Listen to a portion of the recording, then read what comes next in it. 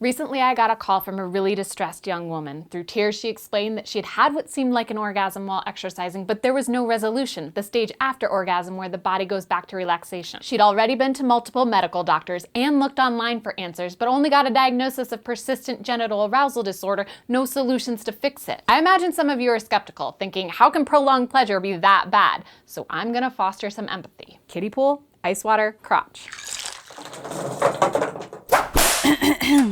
One ice bath might feel exhilarating, but I can dry off and change my clothes. My crotch staying overstimulated indefinitely is not exhilarating.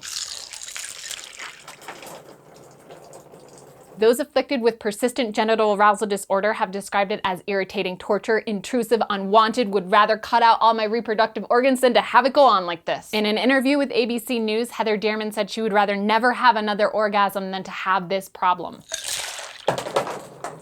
And that makes sense. When a penis is aroused for more than 4 hours, it's considered a medical emergency called priapism. You know what the French call orgasm? Le petit mort, the little death. If we take this as an indication of what coming feels like, the young woman calling me had basically experienced a week's worth of little dying. With no foreseeable end. That's real. The symptoms.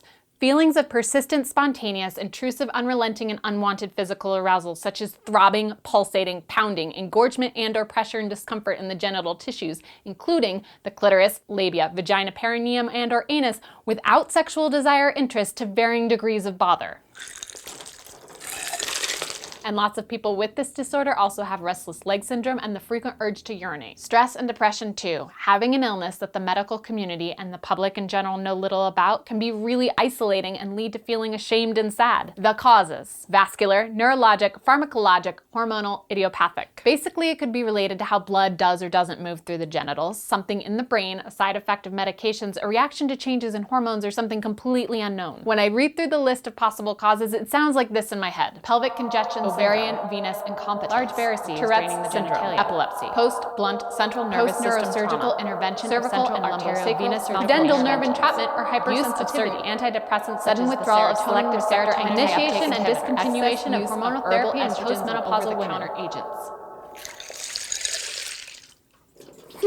There's a lot of could-be explanations, but it's been notoriously difficult to pinpoint what really sets any of it off. Treatments. You might think masturbate or have sex, but this can actually make things worse. According to neuropsychiatrist Marcel Waldinger and his colleagues, sexual contact does not diminish symptoms like you'd hope, it aggravates them. To treat persistent genital arousal disorder, start by calling a gynecologist and making sure they know what you're experiencing is serious and real.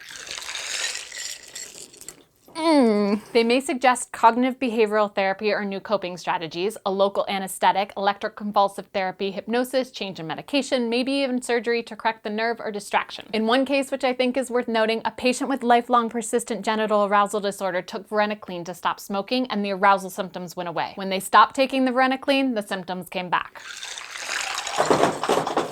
It's important that you find someone who is competent at sorting through the potential causes and treatments, someone who understands that persistent genital arousal disorder has led to multiple suicides and needs to be treated accordingly. Telling you to become a lesbian, get a hobby, or that it's all in your head are unacceptable responses. The solution: we as a community of sex-positive people have a responsibility to inform ourselves and hold safe space for those who aren't otherwise understood. We get to be the people who pursue answers, solve problems, and teach those around us that icy wet crotch and persistent arousal aren't pleasurable for everyone. The solution is to stay curious. This episode is dedicated to all of you who've ever felt alone in your experiences or misunderstood. I hope you find a community here in Sexplanations that supports and validates you like they have me.